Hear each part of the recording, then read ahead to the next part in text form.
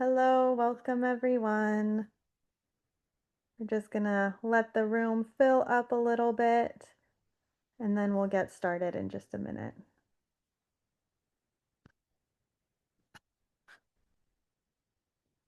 See some hearts coming in. Awesome. Okay. Looks like we have critical mass, so I'm just gonna jump in.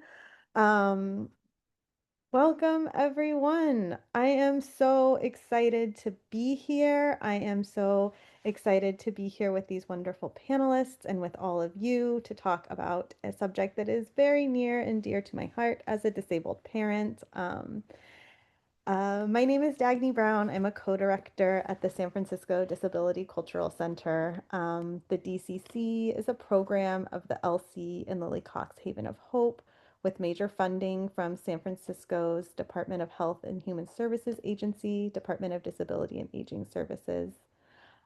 Today is a Zoom webinar. So it's kind of like you're watching a TV show with us. There's not a lot of participation, how you might be used to in a Zoom meeting. Um, we will be using the chat just to I'll be using the chat to provide access information and important links. If you'd like to participate in the conversation, we have a Q&A space that you can use for questions and also just to share reactions and comments. If you need tech support, you can let us know in the Q&A or you can email access@disabilityculturalcenter.org. Um, yeah, so we'll just get into it. We're joined by four incredible humans and parents today. I'll let them introduce themselves more in depth, but briefly, we have Yomi Young as moderator, Elliot Kukla, Robin Wilson-Beattie, and Eli Gelardin as our panelists.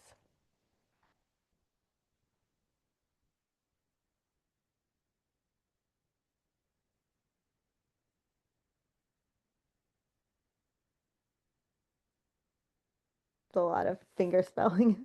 Um, uh, so they'll spend about the next hour or so in conversation, and then afterwards we'll have a question and answer period.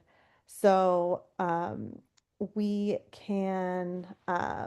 can feel free to drop any questions that you have in the Q&A over the course of the conversation, and we can get to some of them towards the end. All right. And if the Q&A isn't accessible to you, please feel free to email your question to access@disabilityculturalcenter.org. Okay, absolutely enough of me.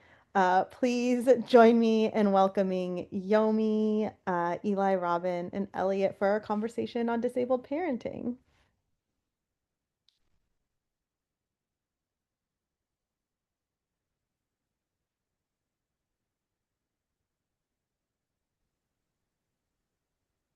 Are there any?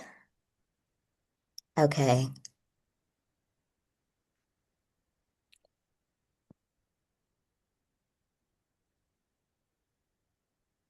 Can anybody see or hear me?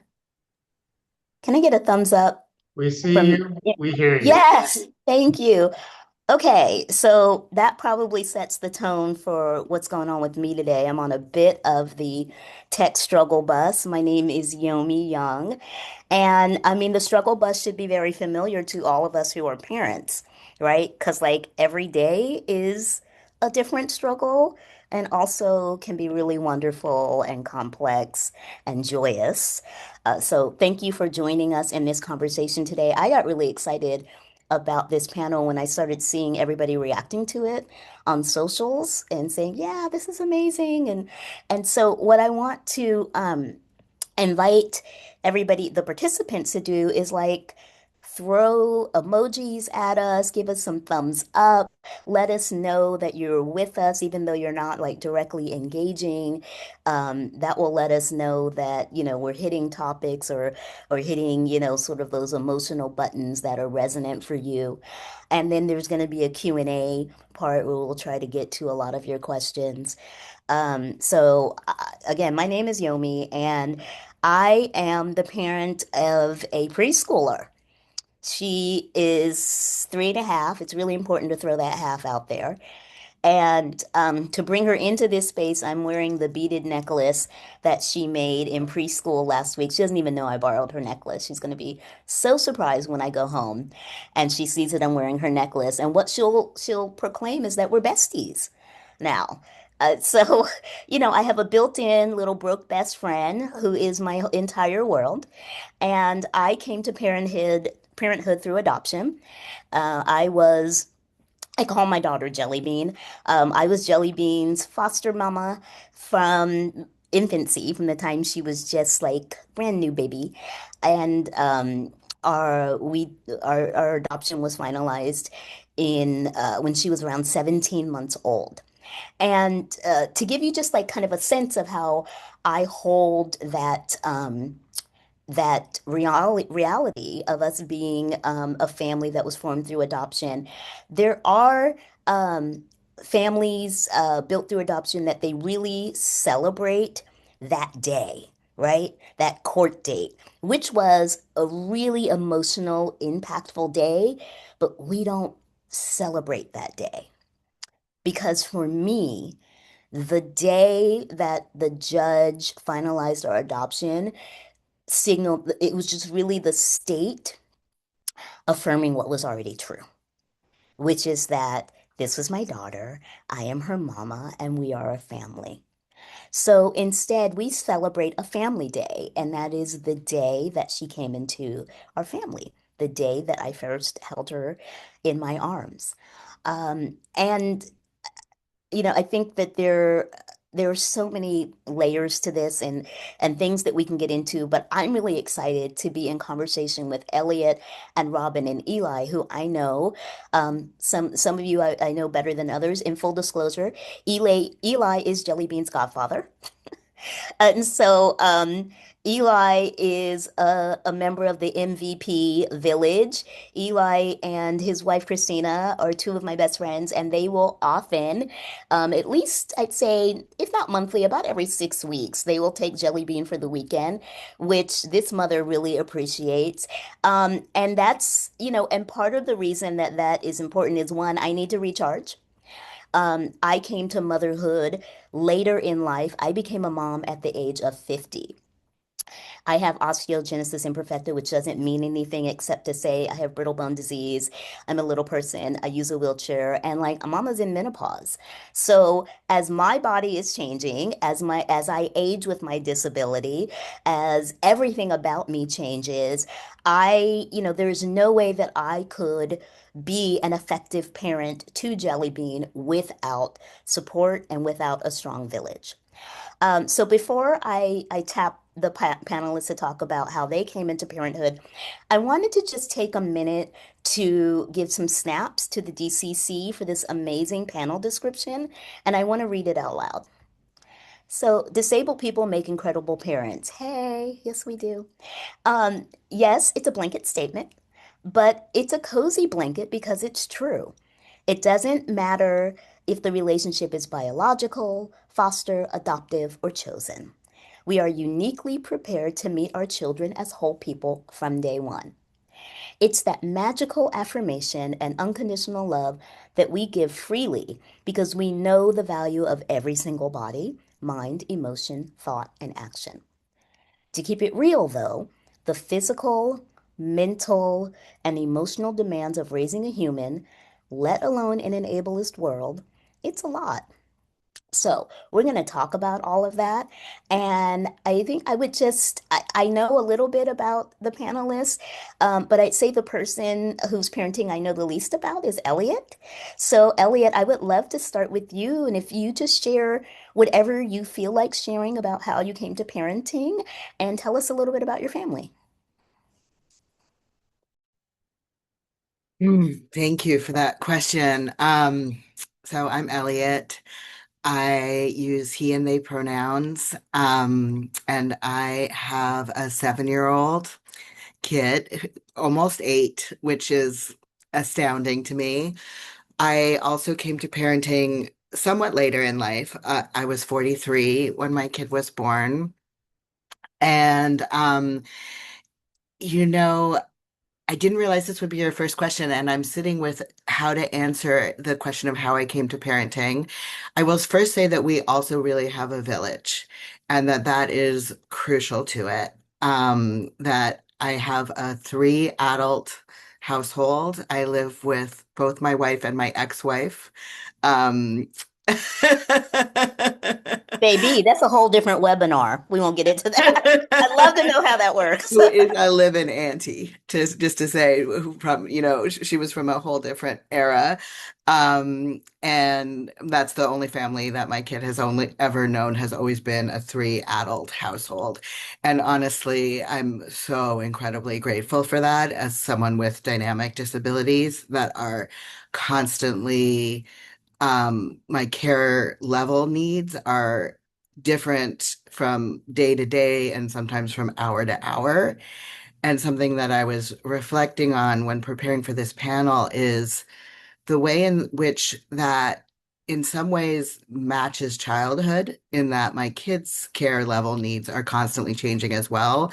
And that's just a part of being a kid, and how they are not exceptionalized in that because of the fact that my disabilities are so dynamic. So everyone constantly needs different amounts of care, and our life is set up for that. So I will be honest and say that it is hard. I have chronic fatigue, I have multiple autoimmune diseases, and we're just coming out of a moment of everyone in our household being sick. And there's like a lot of times when it's hard, and our life is set up for hard. So there is a way in which, when I think back to my own childhood, where there was constant mental and physical illness, but not a container for that, not a disability culture or community around it, the hard that came up was surrounded by shame and isolation, where my kid has constantly had not only a community and a container and scaffolding for it, but vocabulary for it. Um, in terms of how my family came to be, I'm thinking about how to answer it. We did have like an interesting way of our family coming to be, and as my kid has gotten older, they really own their own story.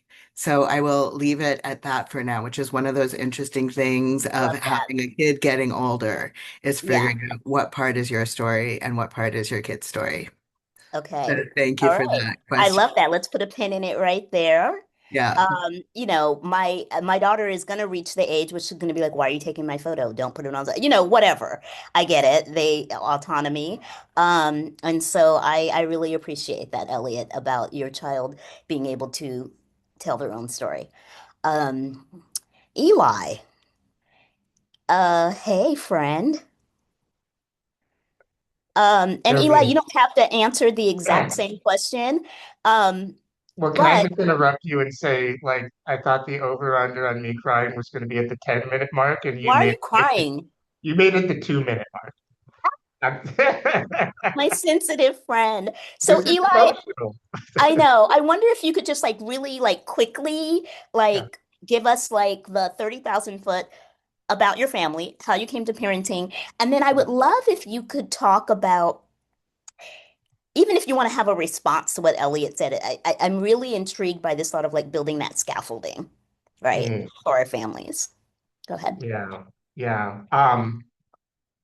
Will do. And I'll make it concise because I really want to hear Robin's story and get into all of this more deeply. Eli Gelardin, pronouns he, him, came into my family about 14 years ago. My wife and I are both born with genetic disabilities, different forms of dwarfism. My wife has osteogenesis imperfecta, like Yomi. I have achondroplasia, the most common type of dwarfism. And we had a beautiful girl, Livy. who's now a disabled ancestor, 14 years ago.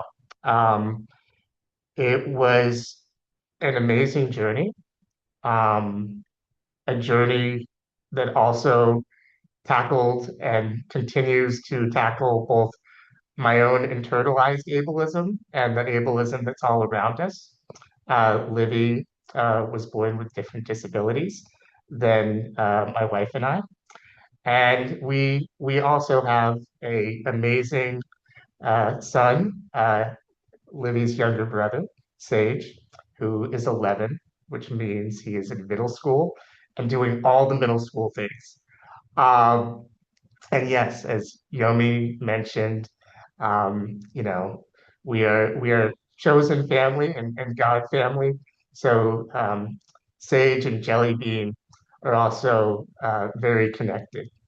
And I think just for me, the journey has been amazing, humbling at every level, self-reflective on just the deepest vulnerabilities and insecurities that I have carried, but also the pride and the disabled joy and the love and the grief and all of that wrapped up in the messy, complicated world of parenting. So really appreciate this conversation with these amazing people. Thank you, Eli. Don't make me cry now. It's your fault. Okay. Robin. So Robin and I have been in similar spaces. Robin and I, we're basically connected at this point. We share some commonalities around family building, but they don't know that. So I'd love for you to tell everyone how you came to build your family. Yeah, and then we'll go on to other topics. Okay, hi. I'm Robin, pronouns she, her. For audio description, I'm a brown African American woman with curly shoulder length hair, and I'm wearing red lipstick, and I am sitting on a couch with patterned curtains behind me. So how I came to be a parent. I am okay, so I so 21 years ago, I gave birth to my oldest child, and they are, yeah, they're 21 now. And so I had the experience of, being pregnant and, and becoming a parent initially that way. My second child, I always knew that I w wanted to build my family through adoption. And so so my second child came into my family as a teenager. I and his adoption was finalized last year. And we we we became family because like my I'm sorry, I get tangled up a little bit. I have ADHD. I'm also a person with multiple disabilities. I have a spinal cord injury, and I am autistic and ADHD and some other things. But anyway, and my oldest kid was with my first husband. And so when I got married, a second time, one of the first conversations I had with my now husband was that uh, I wanted to adopt. And, I wanted to adopt our, to have a second child, that I really was not looking for. I did not want to be pregnant, give birth. I didn't want to go through, I wanted to build a family through adoption. And so I, my child, as I said, he was older, when, and we found each other through the fact that he had an ad through an adoption agency. online, and it was like a Northwest Adoption Exchange. And so where it was, person led, where they were able to, talk about what they were looking for, um, and kind of talk about like themselves, like in a little 5-minute video. And but the when I watched his video, I was like, I think that this person could be, this is, you know, I was saying, I was like, "Oh, that's my baby." But, I'm also like, this is a person I think that would be family. And I was right, because he's awesome. And, also for me, I wanted, a child too that was, not too far apart in age from, well, because I wanted them to be able to have, a relationship. Um, and it he's he's wonderful. He's a teenager. He is in 11th grade in high school. And I know I'm sitting here listening to y'all talking about preschoolers and I'm like, yeah, those days are over. And so I have teenagers with a lot of money. Folks need money. Anyway, but just every day is, I sit there and I'm like, I get to be this, I get to be a mom. I get to be this person's mom. And we have our family is I couldn't I could not do parent alone. I am very, very happy that my my village is kind of small. I have my husband and me, but and our kids, and the oldest, and we all live in our little family compound, as because I was very intentional about how I did our housing and everything, so that the kid, when they got older or whatever, going to college, then they would also have housing like near us, and so we live like that. Um, and I just know that for me, being I've always wanted to be a mom. I never My whole entire life, from the time I was a little kid. And it is like the hardest, most heart-wrenching, but the best decision that I feel like um I made in life was deciding to parent two human beings. Oh, thank you, Robin. I'm taking a peek at the Q&A, at the questions that are coming in. We don't have a lot of time.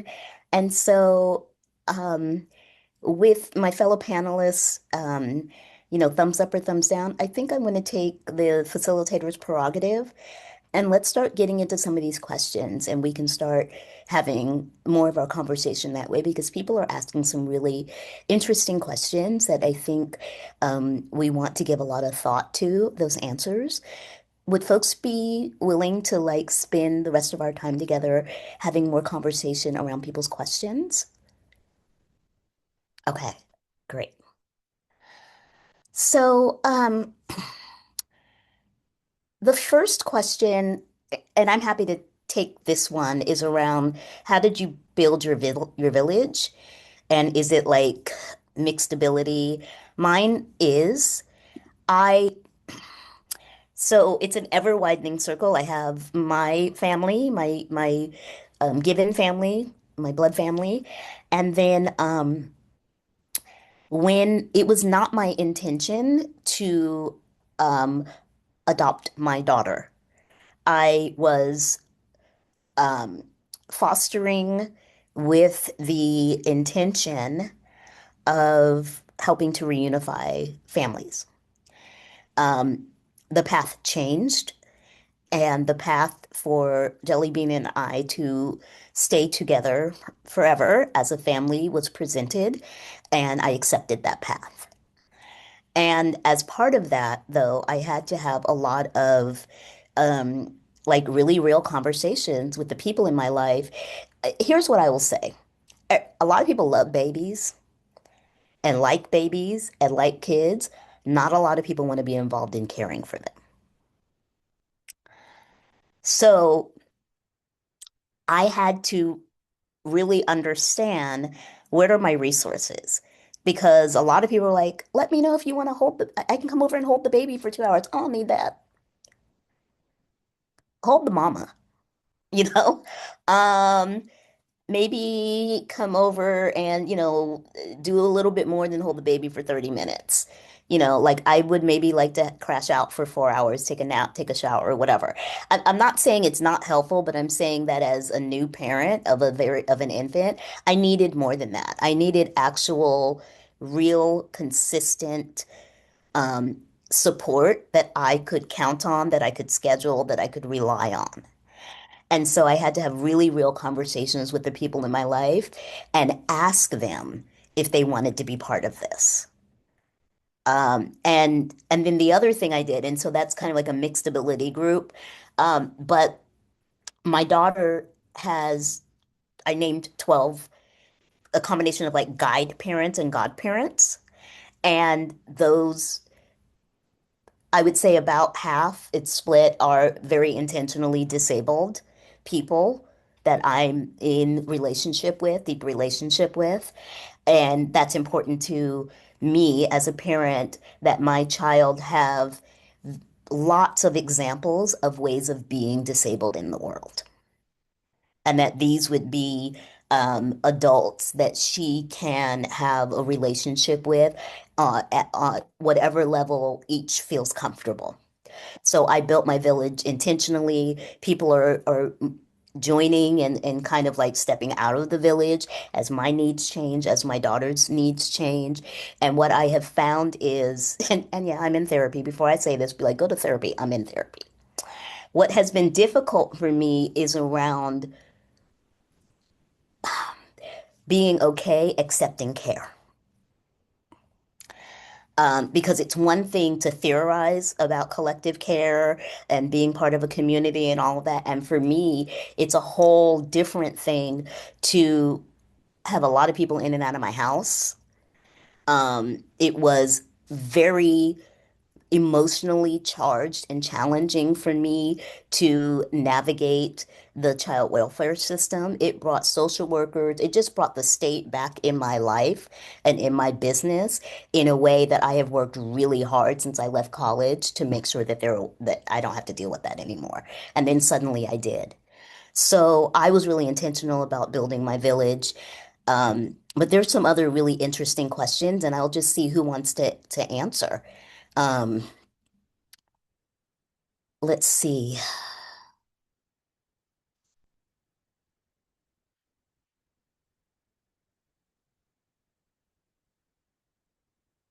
So there's a question about intersections with legal systems, whether in the process of becoming a parent, continuing to maintain parental rights, and more. Um, and so would anybody like to talk about that intersection and anything that you particularly dealt with and that you found helpful in that regard? Uh, One question. As far as like, so can clarify the question? It was, what was the question again? Interacting with the legal systems, either in the process of being like for Robin, for you and I, like becoming licensed and approved, Oh right, yeah, to adopt, that was all. but also continuing to maintain parental rights. As I understand the question, I think a lot about the ableist gaze, right, and how it is always on us, Yes. monitoring, looking at us. And like for instance, if my child throws a tantrum and falls out at Safeway, kicking and screaming, I feel like people will judge the way I manage that or don't manage that in a way that they won't manage somebody who looks more able-bodied, right? Um, I I have had for me, yeah, that just involved a lot of people in our life because my child is my the child that I adopted um was disabled. Um, that brought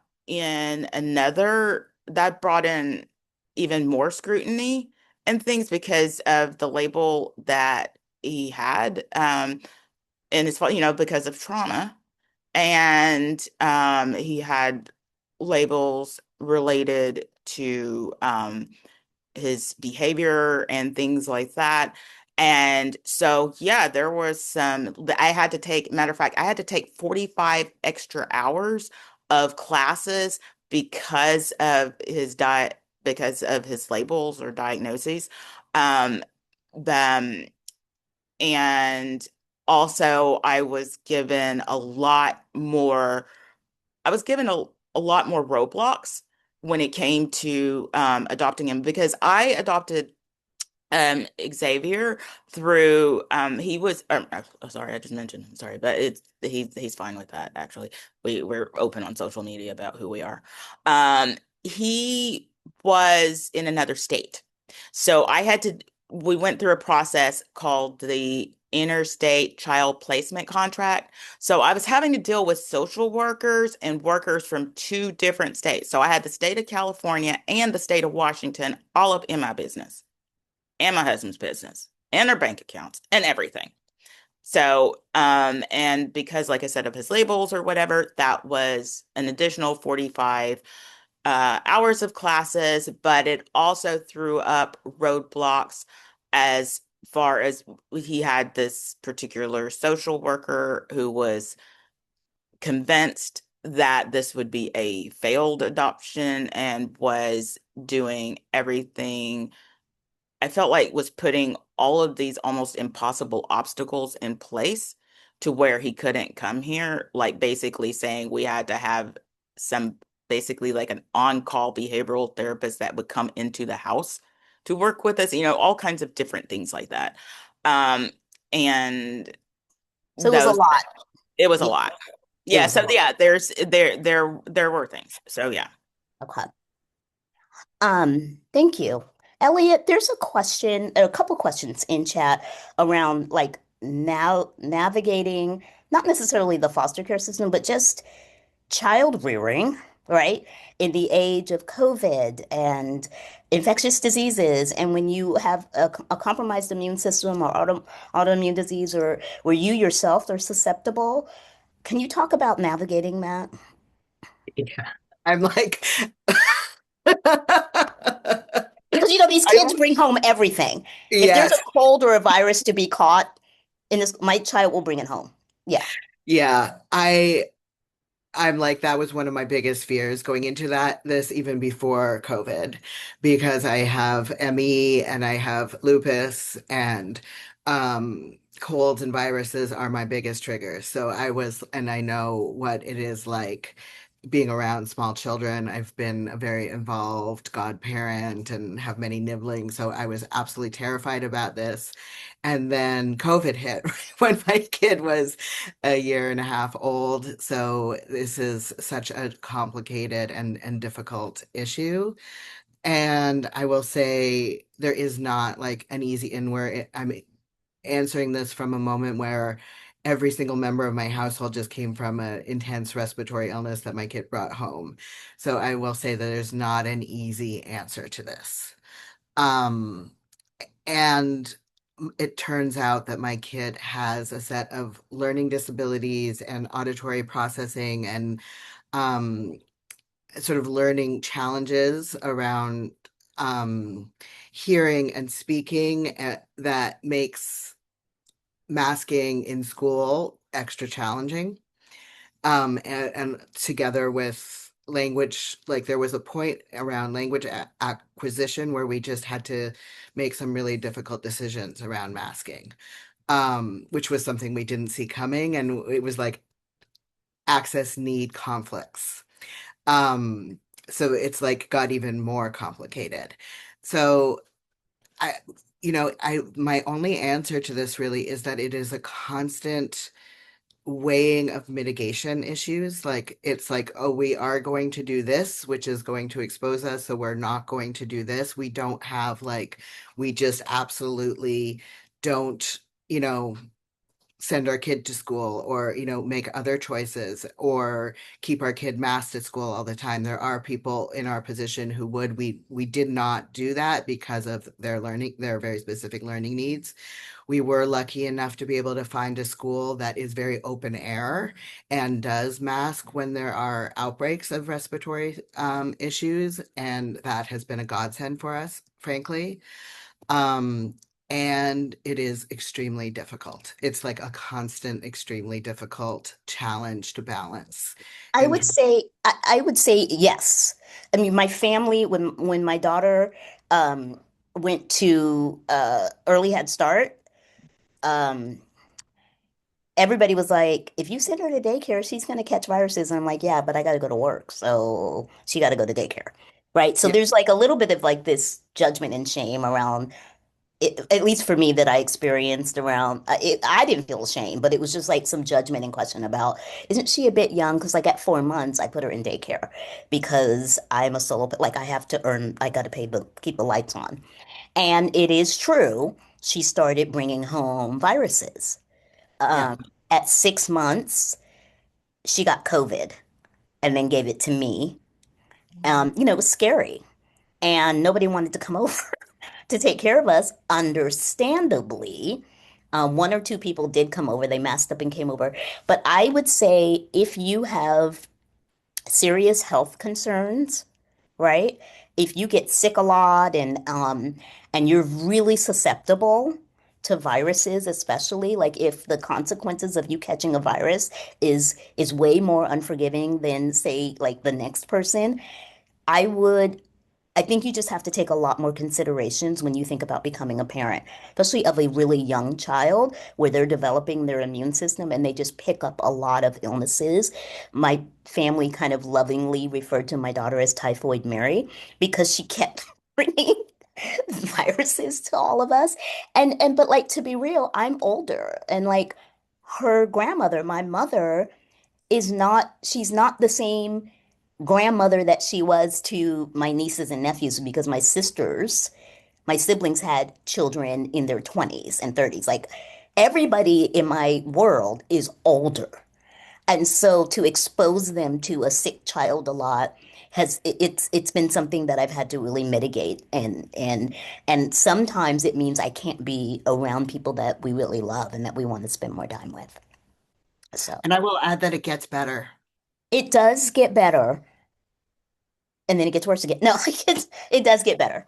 It does I get mean, better. we've had really long periods with no illnesses recently. I mean, just more recently, no, but then before that, we were like, whoa, it's been like a year with nothing coming home. So, which would never happen when they This were. is like Beetlejuice. You cannot say it out loud too I much. know. This I thing know. will come back. Don't Yes. speak of it. All right. Eli, is there a question in the chat that is really that you're itching to get into? Yeah. I mean, there are so many great questions. But one of them that just stood out to me, also it relates to my day job. So I feel like I have I have the joy and the obligation to answer this question. Could you share some of the concrete adaptations you've made in order to be a parent while disabled? Example, modifications to your home environment, equipment you've used, behaviors, etc. It's always so helpful to hear how folks creatively accommodate since we don't see much representation of this in mainstream media. So, yes, I love this question. And I could take a really long time responding to this, but I'm going to try to be concise and Yobi shut me down if I go on too long. Um, so many adaptations in and so many modifications in so many settings, both like I would say more on the physical design side, on the assistive technology side, also just like programmatically, if you want to call it that.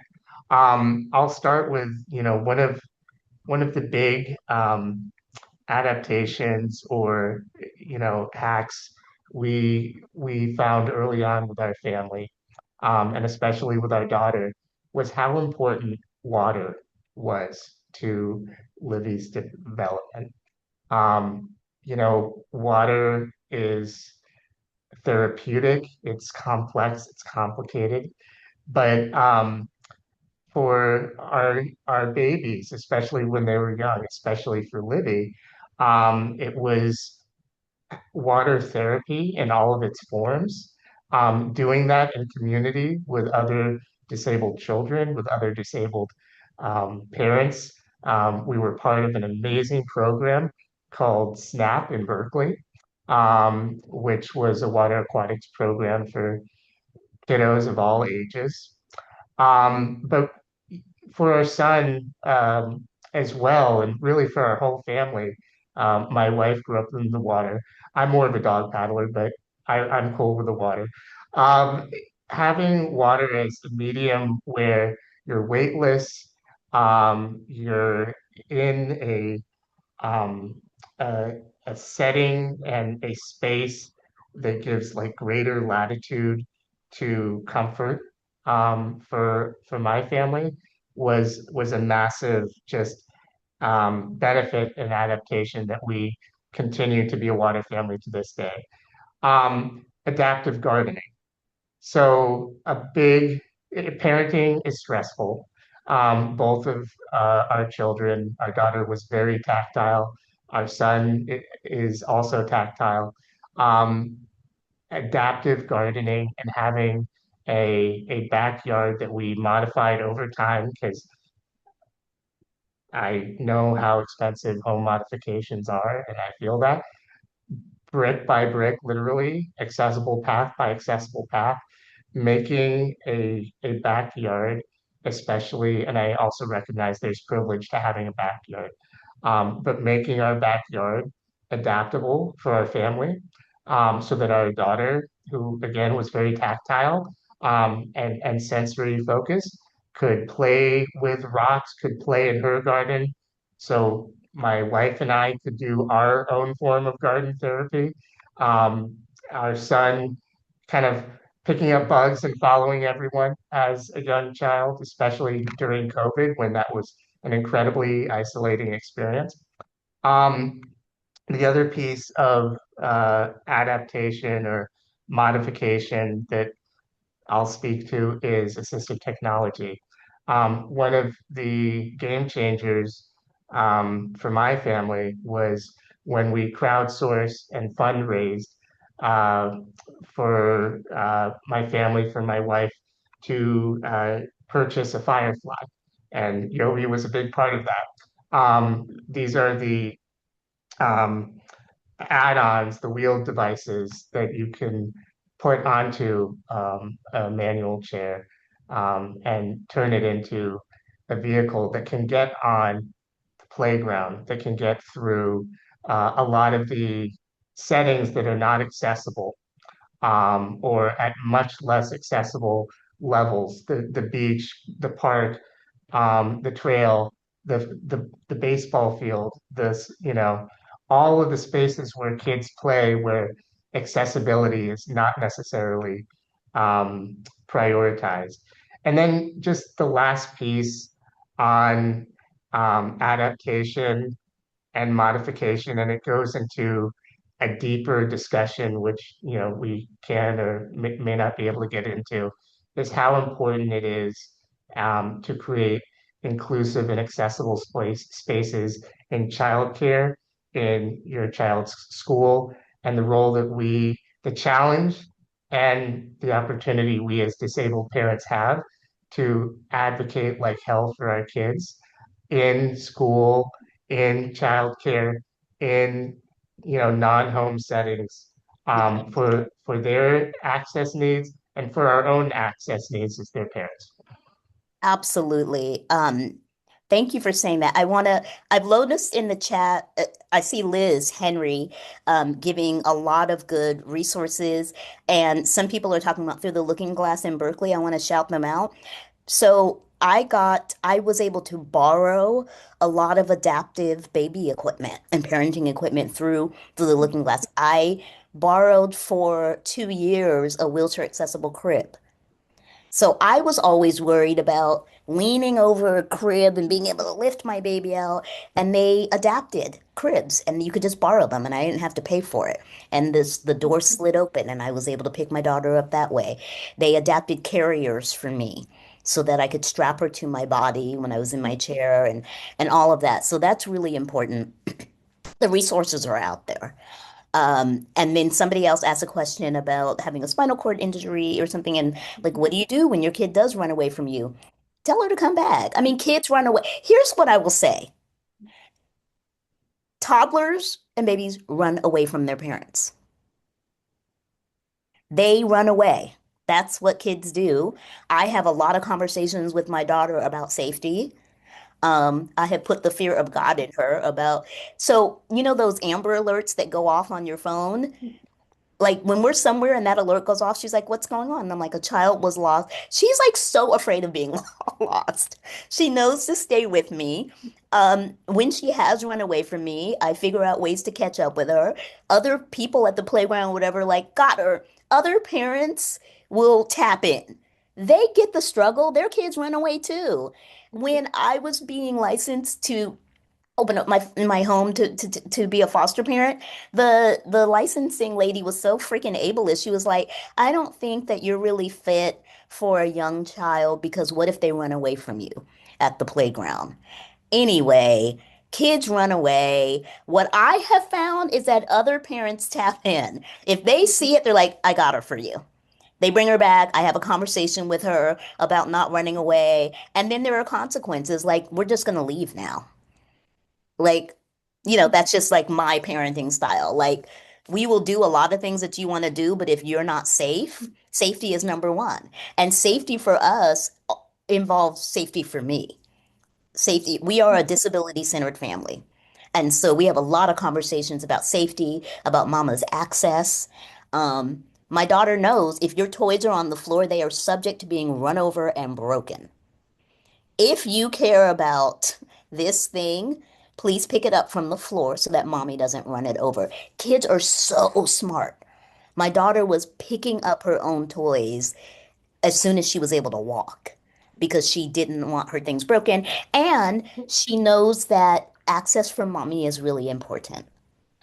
Um, but there's a question here that I really love. I did not grow up with disabled parents. But I have to believe that my daughter is going to gain so much from being parented by me. So Amelia Marie asked about, um, having the experience of having a wheelchair using parents, and how that influenced other people randomly out in the world and in their circles to also become parents. And so, what stories do you have about the impact on others, representing that you can be disabled and a parent? Um, that is such a good question. I have to think that everything about who I am, right? The way I approach the world, my value system, my belief system, my politics, all the stuff that I am modeling and pouring into my daughter will serve her. I also believe that my daughter is going to grow up with an analysis about structural ableism and oppression. I think it will make her sharp. It will make her empathetic. And I hope, will inspire her to um, to want to change things, right? My daughter is already educating her peers about disability in small ways. They'll say, "Why is your mom small?" And my daughter will say, "Because that's how God made her." Um, she's already adapting the language. But I think that there is something to be said about growing up in a disability-centered household. I think that it's a gain. And I think, my work in this parenting thing is to raise a sovereign human in an incredibly oppressive world. And that oppression intersects in so many different areas because we are Black, we are female, we are disabled, all of those intersects. And I think she's going to be all right. I think all these kids are going to be all right. We have equally as much opportunity to screw our kids up as we have to make them help them be amazing. We are no more susceptible to messing up our kids' lives than anybody else. Like anybody can be a good or bad parent. And to that question about inspiring other people with disabilities to become parents, I actually I actually get approached more by people who do not have a disability identity about becoming a parent, about either building their families through adoption, asking me to walk them through the process, and then them embarking on that journey after they've had a lot of conversation with me. And I've also, I think, um, helped people who are older adults come to some decision point around they never had children, they think it's too late. They're asking how I do it. Is it too late? And then them reaching a decision point about wanting to become parents at older ages. So I would say that that's been one of the impacts. Um, how much time do we have? I think we've got 8 minutes. We're going till 5:30 actually, so you have Oh, got we're plenty of great. time. Okay, all right. I'll go back to the panelists and just ask y'all some questions if I can. And Elliot, I'd like to start with you because I know you're a rabbi. I know that you have spiritual practice. I don't assume that people do, but I know that you do. I do too. I actually believe that disability is an exercise in spirituality, just as I believe parenting is. And I would just like to talk to you about your thoughts on parenting as spiritual practice. Ooh, I love that question. Um, it is a spiritual practice, absolutely, in the fact that it asks us to be present to another human being. And I think the way that disability folds into it adds, another layer of spirituality to it. Absolutely. I feel like a lot of the most spiritual moments in my life right now are absolutely with my kid.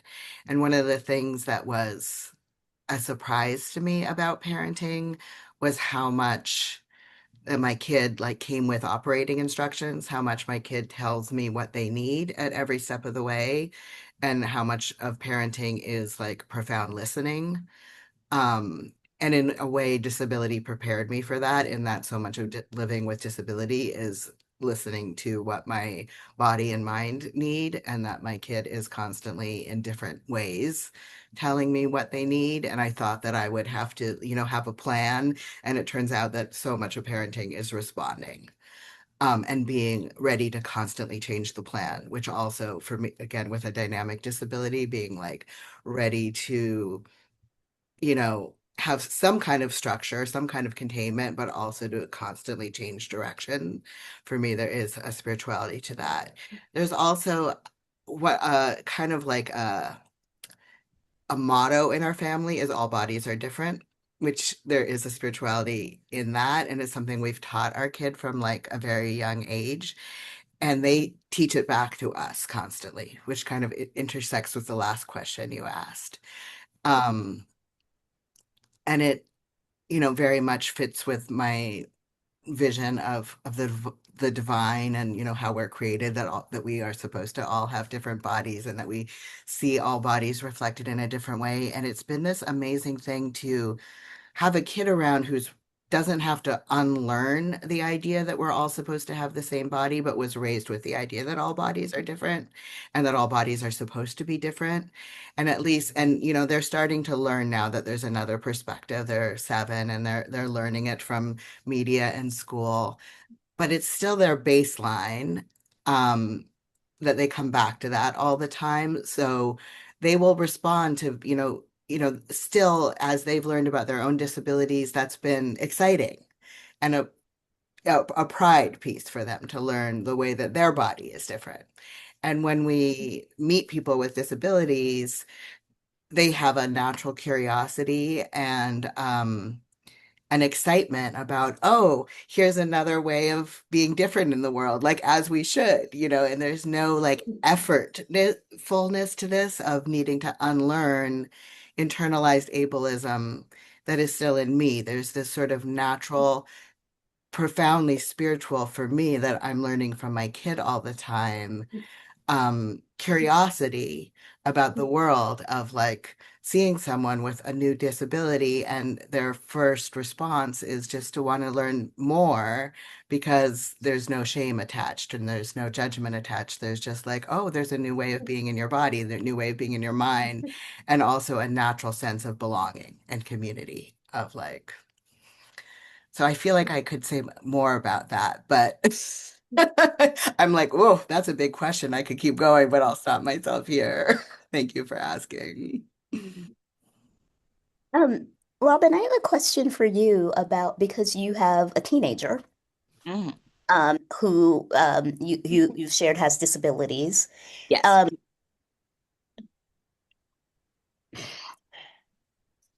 how how do you deal with, just sort of like the weight of the world, right? With a teenager who Oh, has like an understanding and is having experiences and is having a lot of pressures as a young, emergent adult. Probably not only about disability, but probably about a lot of other things. oh Um, yeah, yeah. about the world. I get, oh Lord, every day I feel like there's something. If it's not, guess what they've done in Congress and blah blah blah blah blah blah, or or okay, so it will be whatever's going on in the world, whatever's going on, and and now that he's just so much more aware. When he came into my child, when he came into our lives, he was 14. And so he was reared with this very, and he spent most of he had like 27 different placements, spent most of his time in group homes. So he came he came up in a very like ableist view of the world and also himself and how to visualize and see the world. So, and that includes like language and how to think about why he acts the way that he acts or whatever. Um, and he didn't have the language or the models of inclusion or accessibility or access needs or accommodation, or he didn't understand those things. For instance, he had an IEP, but didn't Hmm. understand what exactly did that mean because they weren't following it at his where he was growing up.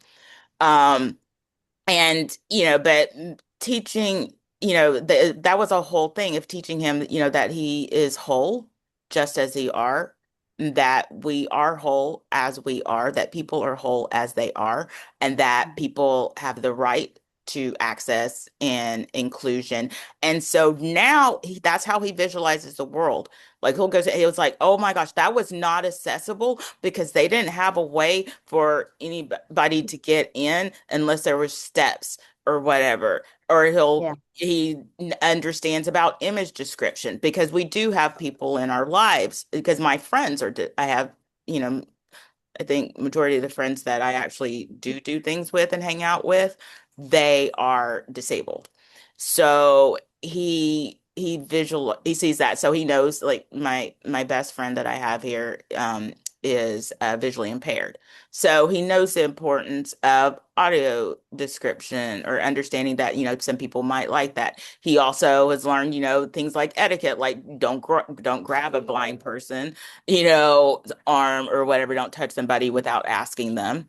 He has, he now has words and understanding about also like um, you know, how society also disables people because doesn't allow them to be a part of it because it doesn't offer the access and accommodations. So he Hmm. is getting things and language, because we had to clean up some of that language because the R word, we had to be like, yeah, no. no, no, that is definitely not okay. And this is why, you know, and it's, he's had a whole education with me and his mom.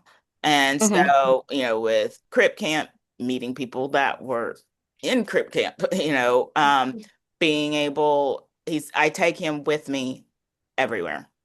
Okay. So he has been with me to all kinds of disability events. Um, I, Alice Wong, wrote, it was, edited the disability visibility essays on intimacy. And she had a party for that.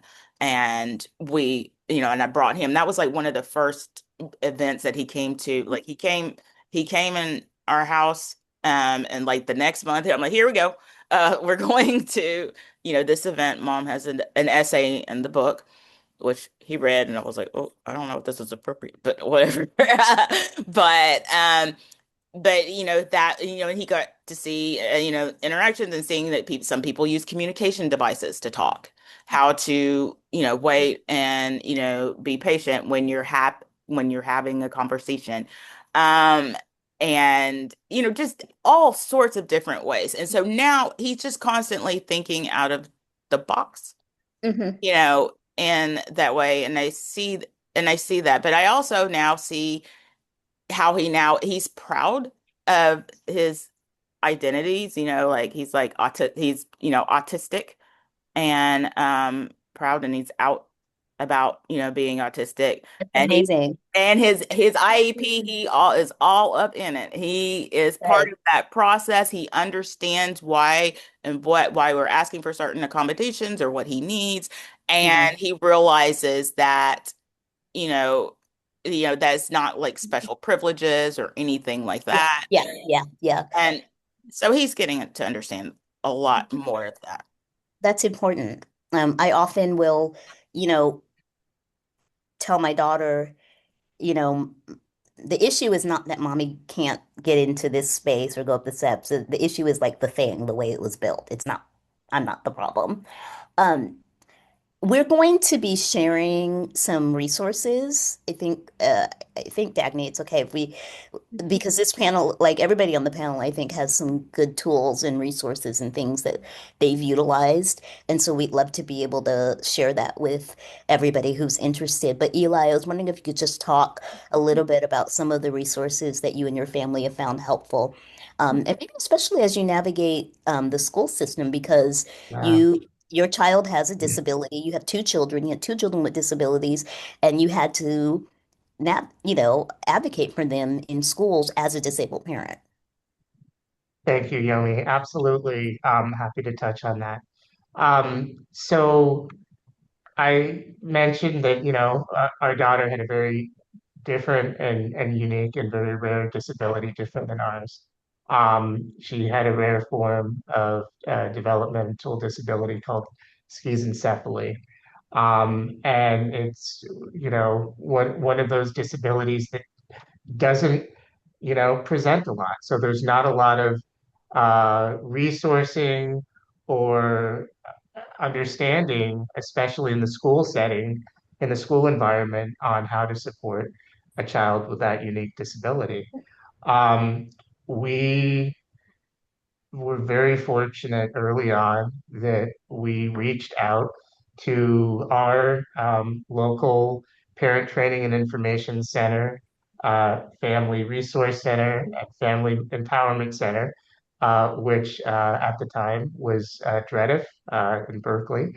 And we had a tremendous amount of support and technical assistance on Livy's IEP, Individualized Education Plan, as she entered preschool and through the years that she was in school.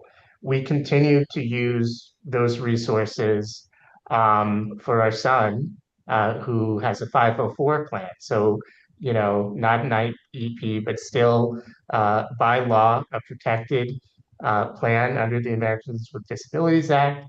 And the individual, I'm blanking on the uh, child law protecting children with disabilities. But under all legal acts that protect children with disabilities, to get the supports, assistive technologies, adaptations they need in the school environment. And for our son, that's more related to adaptations during PE or, modifying his schedule so that he can participate equally with his classmates. So again, these centers, parent training information centers, family resource centers, family empowerment centers are around the country. They're state and federally funded.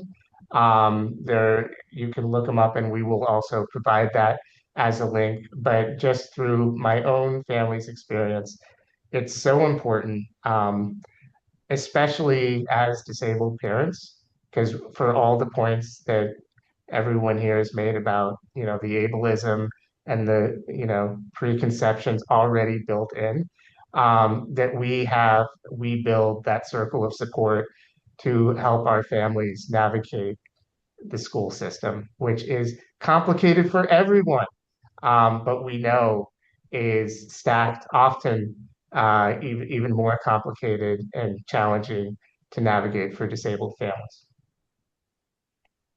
Absolutely.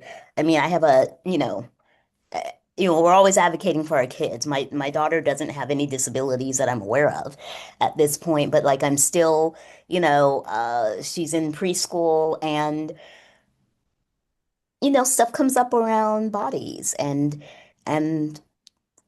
complexity around families and all of that and I've had and it's a quote unquote progressive preschool. And yet they have no curriculum around disability. They have, it's just anyway, it's a whole thing. So I had to bring it, of course, the curriculum around disability. Um, there is a comment in the Q&A around somebody really looking for community. They're a disabled parent and they don't have peers. And it can be isolating, it can be very lonely. And I think that maybe, we'll have some conversations after this with the DCC about maybe creating some kind of space for people to connect. I think that would be great because the last thing you need is isolation as a parent, period, right? Like isolation is not good for parents because it's such a challenging and exhausting experience and such a deeply intense embodied experience that I think you need peers. I have I do connect here and there with like other parents at my kids' school, but like I mean, there are other parents there. They're not necessarily people I want to hang out with.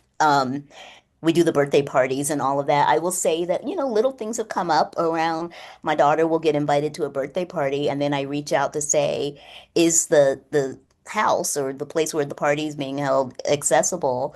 And it makes people very uncomfortable to even have to like confront that question.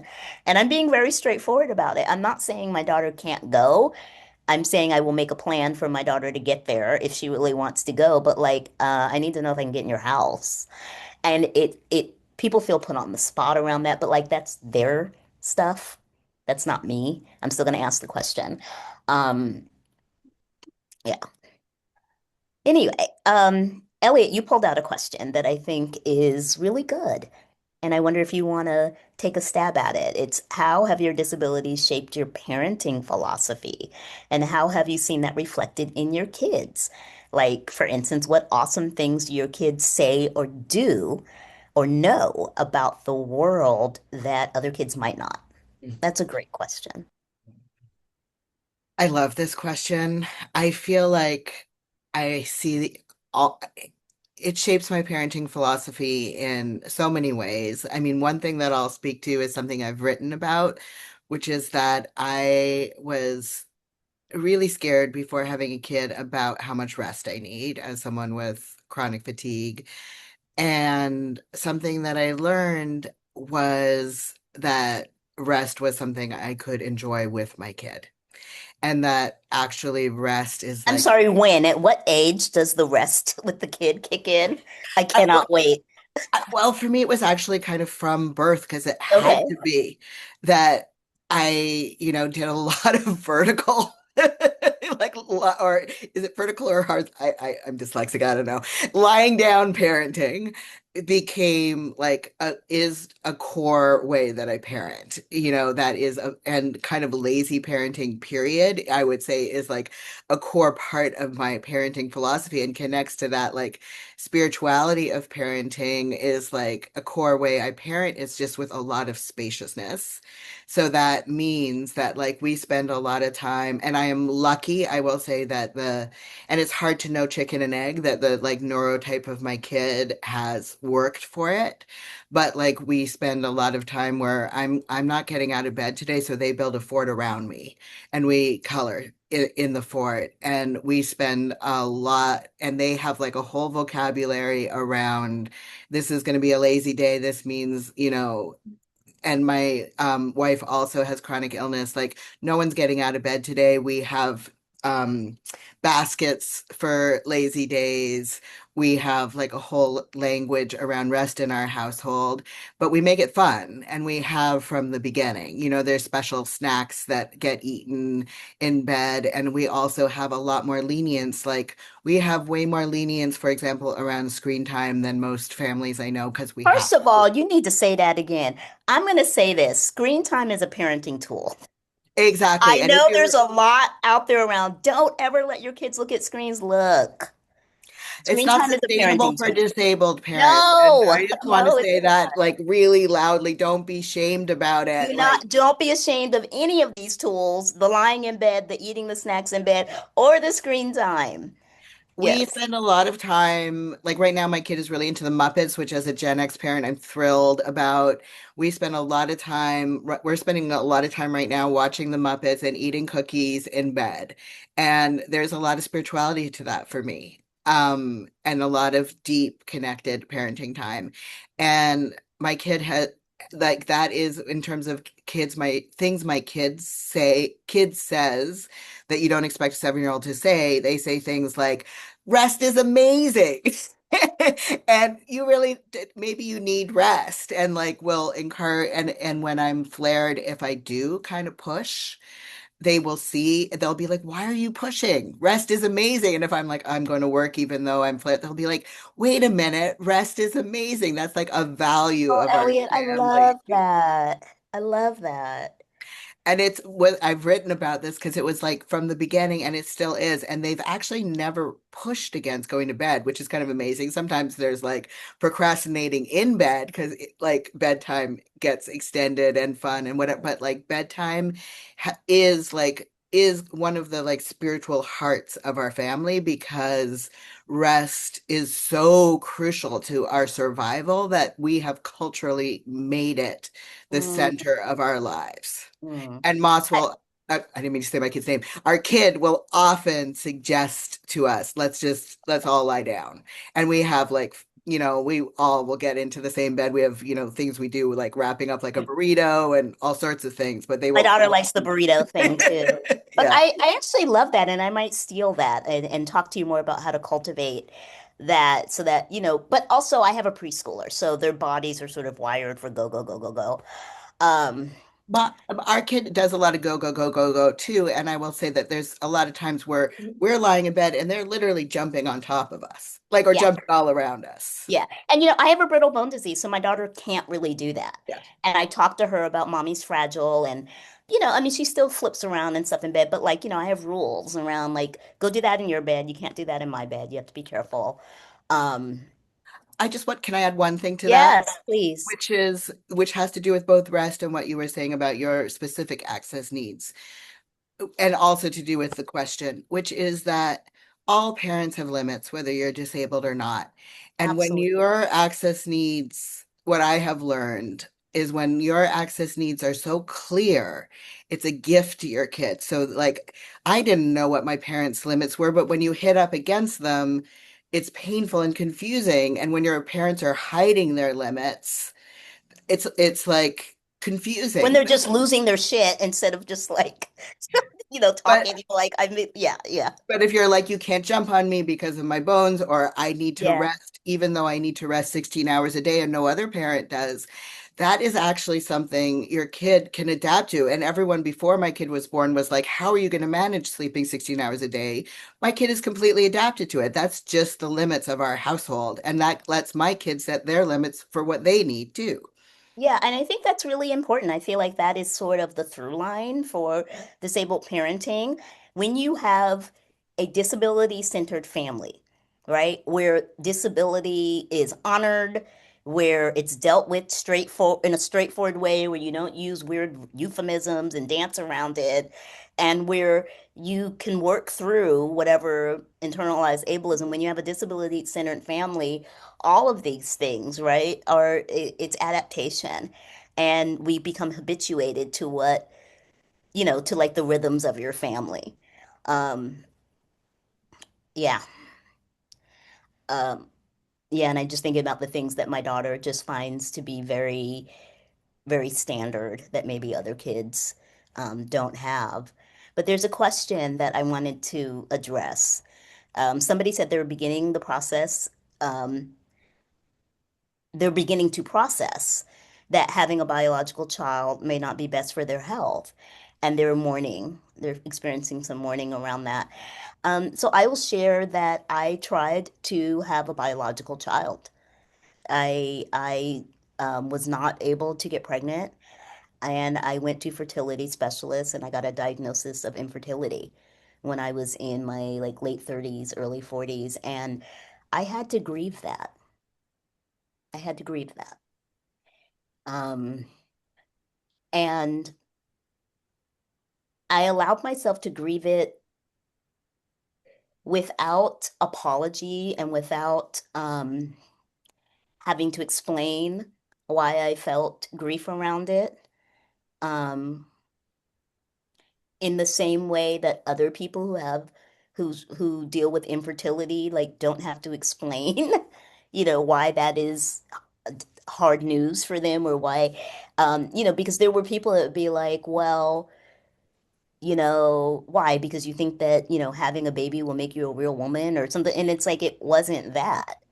It was, and anyway, and again, like here, I don't have to explain why I grieved it, but I grieved it. And I had to allow myself to grieve it. And I would say, allow yourself to feel that grief. Um, and then I moved through it, but it took time. And I got to the other side of that by doing a lot of work. And the other side of that for me looked at being, approaching being in my late 40s and deciding that I would support children and families through foster care, and not thinking that I would adopt, because I also didn't feel that adoption was a good path for me. I never thought anybody would give me a child. I never thought that like a private adoption agency, or like a birthing person who was considering putting their child up for adoption would actually choose me. I never thought that I would be chosen or deemed like desirable to raise a child. And when I thought about um, when I went to classes and orientations around adopting through the state, it was so weird and ableist and difficult to navigate that I just gave it up. So it was truly unplanned and truly like God's biggest surprise for me that I became a mother at 50. That was not my plan. Um, but I will say it was difficult for me to deal with my infertility diagnosis, because also I didn't feel like I could really talk to people about it. Um, I and I had to, for myself, work out, you know, what was this need to have biological offspring. And once I worked through that and let it go, I came to acceptance. So, but it's hard. We're not seen as people that need to be supported around fertility. At least those of us with very obvious congenital disabilities. I don't know if anybody else wants to say anything about that. I I do because I have some of mine, the my path, to parenthood and stuff is a little different. Um my first child, when I got um pregnant, you know, I was told to terminate that pregnancy because I was going to be disabled with a spinal cord injury because I became pregnant during the same time I had to have a whole bunch of surgeries. Um and but with assistance from husband and whatever and being able to self-advocate for keeping that pregnancy, then I was able to remain pregnant. The second time I got pregnant, um they I had a lot of pressure and I knew I wasn't going to have support. And physically, I was already starting to experience some very negative things because I was pregnant. I my my body really does not like pregnancy. I was pregnant, and when I was pregnant, I was miserable. I lost 75 pounds. I had hyperemesis gravidorum. I threw up every day, including the day that I gave birth. So that second pregnancy, I opted for a termination and told and even though I wanted that child, I really, really did. Um, it just it wasn't I w wasn't a thing to be. And I had to I've spent a long time mourning that. I was angry, I was upset. I um I just I did, but I had always but I even though I always knew I wanted to adopt and whatever, but still having to mourn not being able to let that child be realized that way. Mm-hmm. And so fast forward to my son, who is now here to adopt it, and it turns out, even though I didn't do it intentionally, um, he's the same age as the child I would have had that Mm-hmm. at terminated. So Mm-hmm. anyway, Thank you that's for my story. sharing that. Yeah. I just think that generally speaking, my experience and lived experience with disability is when it comes to things like things that don't happen for us that we want, that able-bodied people take for granted, we're not really held in that grief. Um, I think disability and grief is a really tender topic. Eli, I know that you've experienced it and you're going through it. It's a lifetime thing. Um, I don't know what you want to share about that, but I will say, like, for me, I've lost a lot of disabled peers. Um, Shauna just lost one of her godmothers, who was Alice Wong. And so I'm helping my 3.5-year-old process death, what it means that Auntie Alice is no longer here, what it means to have ancestors. Um, and, just the other day, she'll let it go. You know how kids are, like you tell them something, they're interested in something, then they don't want to talk about it for a while. And then at random times, they'll bring it up again. So just the other day, she said, for those of you that didn't know Alice, Alice lost her ability to speak a few years ago. And so she used, speech devices and everything. So my daughter never heard her Aunt Alice speak using her voice. So she asked me the other day, did Alice ever speak? And I'm like, yeah, actually, she did. And she's like, I want to hear it. So like now I got to dig up, old videos. But she's also like, she needs to hear it a lot. She's like, Alice is dead. I'm like, yes. She's like, well, where is Alice? And I say, well, I think Alice is with God. And she's like, is God dead? So it just leads to like all these other interesting conversations.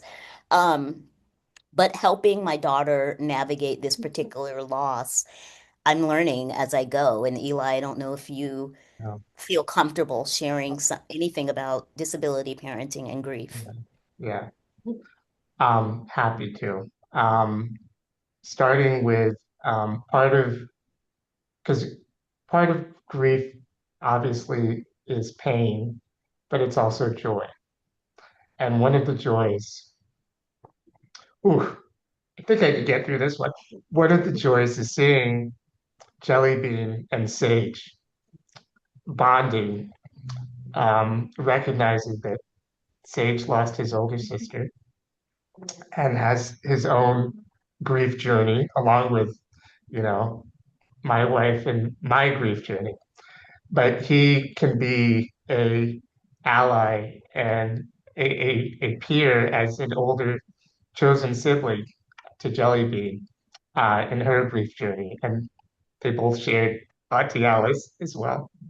Um, I think, you know, whether we all as parents experience grief in a variety of different ways. And, you know, it doesn't have to be losing as dramatic as losing a child. We can grieve other losses, as you mentioned, Yomi. I will say for our family and our journey, and Sage lost his sister when he was only two. It's so much about communicating in different ways and forms, and mostly, especially for younger children, in non-voicing forms. And through art and through gardening and through music and through just love, rest time, as Elliot uh, beautifully points out. And I think as uh, disabled parents, it's so important that we don't feel shame, that we don't hurt ourselves over our loss.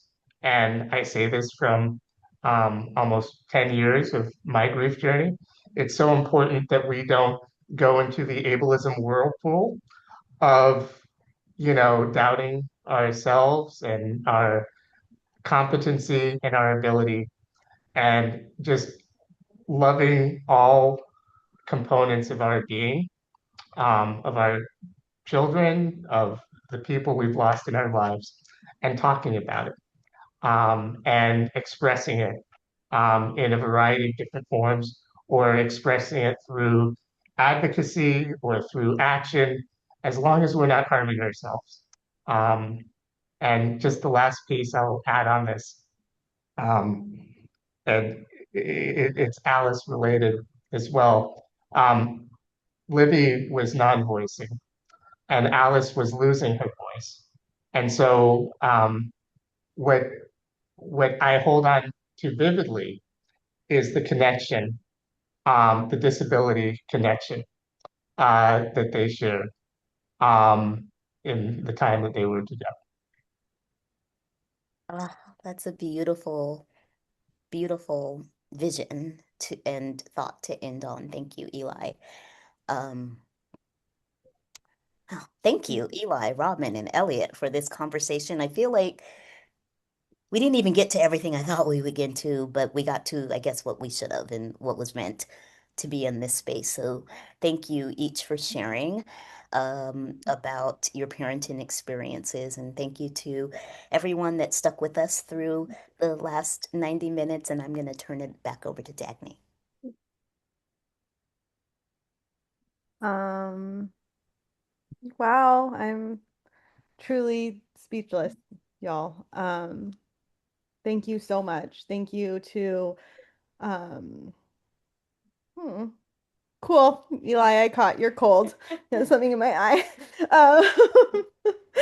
Thank you for all of your brilliance. Thank you to Yomi for taking facilitator's prerogative and engaging with the chat and with the Q&A. I think that was a beautiful choice, and to everyone for bringing all of your incredible questions and thoughts and insights. We will be sharing out the questions and the resources from the chat, as well as anything that our panelists would like to share. We'll send that in an email. Also, uh, There we have a Discord page. I know there was a lot of calls for connection, dcc.page/Discord. I made a parenting channel, so y'all can go in and connect there. Um, yes, thanks again, everyone. Thanks, Yomi, Eli, Elliot, Robin. Thanks to our incredible access team and to all of you for being this incredible foundation. And we'll see you all next time. Take care.